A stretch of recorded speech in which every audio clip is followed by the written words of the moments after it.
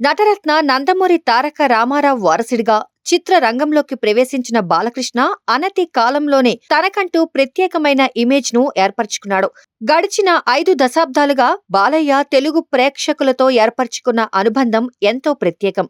ఇక బాలకృష్ణ బాల నటుడిగా పరిచయమైంది మొదలు. దాదాపు 10 ఏళ్ల పాటు తండ్రి తారక రాముడితో కలిసి నటించిన చిత్రాలే ఎక్కువ. ఆయన ఆధ్వర్యంలోనే బాలకృష్ణ నటుడిగా తీర్చిదిద్దబడ్డాడు. ఇప్పుడు తన తనయుడు మోక్షజ్ఞను సైతం తన ఆధ్వర్యంలోనే నటుడిగా తీర్చిదిద్దే ప్రయత్నంలో ఉన్నాడు నటసింహం. మోక్షజ్ఞ డెబ్యూ మూవీ ప్రశాంత్ వర్మ దర్శకత్వంలో రూపొందబోతోంది. ప్రశాంత్ వర్మ సినిమాటిక్ యూనివర్స్ లో భాగంగానే తెరకెక్కే ఈ చిత్రాన్ని మైథలాజికల్ టచ్ తో సోషియో ఫ్యాంటసీగా తెరకెక్కించనున్నాడట. సెప్టెంబర్ 6న మోక్షజ్ఞ బర్త్డే స్పెషల్ గా ఈ మూవీని అనౌన్స్ చేయనున్నారట.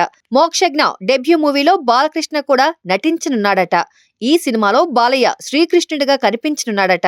గతంలో సింగీతం శ్రీనివాసరావు డైరెక్షన్ లో రూపొందిన శ్రీకృష్ణార్జున విజయం సినిమాలో శ్రీకృష్ణుడిగా నటించాడు బాలకృష్ణ.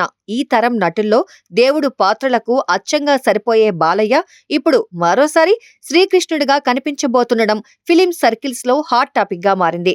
ఎస్ఎల్వి సినిమాస్ పై చెరుకూరి సుధాకర్ మోక్షజ్ఞ డెబ్యూ మూవీని నిర్మించనున్నారట.